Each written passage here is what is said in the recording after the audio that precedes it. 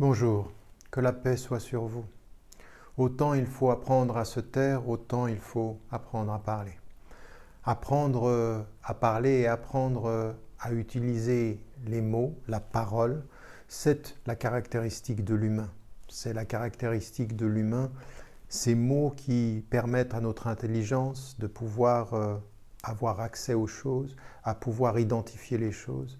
Et c'est aussi ce qui nous permet en tant qu'être humain, de développer notre humanité dans la relation que nous avons avec nos semblables, ceux qui sont autour de nous dans notre vie quotidienne et l'humanité d'un point de vue général.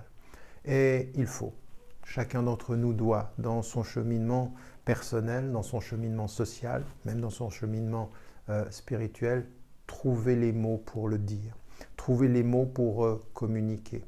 Dans un premier temps, et c'est étonnant mais c'est ainsi, de communiquer avec soi, les mots pour se dire à soi-même, les mots pour dire à ceux que l'on aime. Et l'on sait que ce qui peut approfondir l'amour, ce qui peut le confirmer, ce qui peut apaiser le cœur amoureux, c'est les mots qui le disent.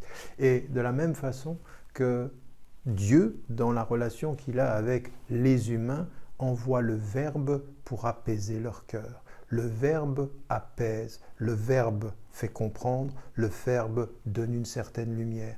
Et de ce point de vue, la parole est importante. La parole du divin, la parole de l'humain, voire également l'autre parole de toute la nature qui nous parle différemment, par sa musique, par sa beauté. Il y a des paroles qui sont sans mots, mais il y a des paroles qui sont porteuses de sens. Il faut, de ce point de vue-là, que chacun d'entre nous, nous trouvions les mots pour le dire, et parfois même, ce ne sont pas forcément les mots conventionnels, ce sont d'autres paroles pour pouvoir dire le sens plus fidèlement et plus profondément. N'oubliez pas, n'oubliez jamais de dire à ceux que vous aimez, que vous les aimez, la vie est fragile.